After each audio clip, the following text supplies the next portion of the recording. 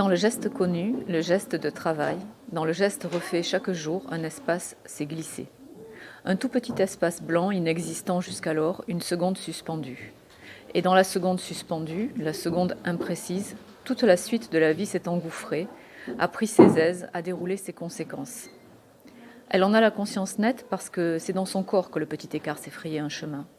Elle n'a pas d'argument médical à avancer, elle ne pourrait même pas dire que c'est grave, regrettable, ennemi, une traversée de soi par un lent courant d'air.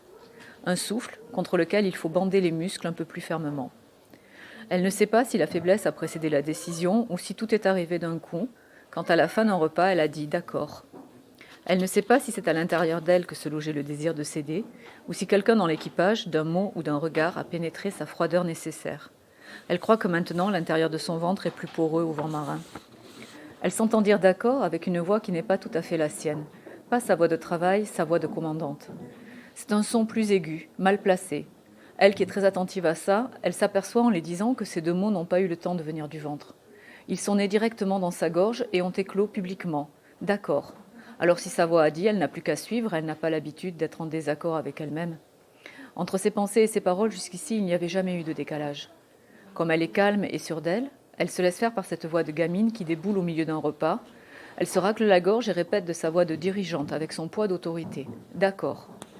Il n'y a pas qu'en elle que se promène le souffle. Depuis plusieurs jours, elle entend la rumeur, les rires étouffés. Elle s'est laissée surprendre par la bonne humeur expansive d'un équipage qu'elle croyait bien connaître, qu'elle avait recruté pour sa stabilité et le sérieux dont elle a besoin.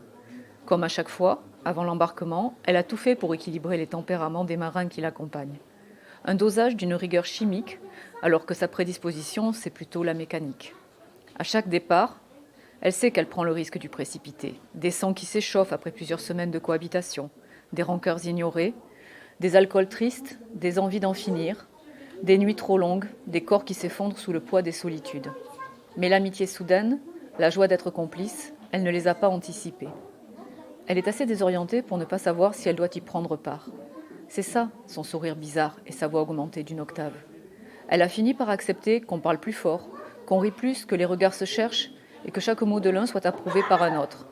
Elle s'est assurée, comme elle le fait toujours, que les éclats de rire se partagent de manière équivalente, que personne ne soit oublié dans la distribution de la légèreté, qu'aucun membre de l'équipage ne fasse l'objet involontaire de la jovialité des autres.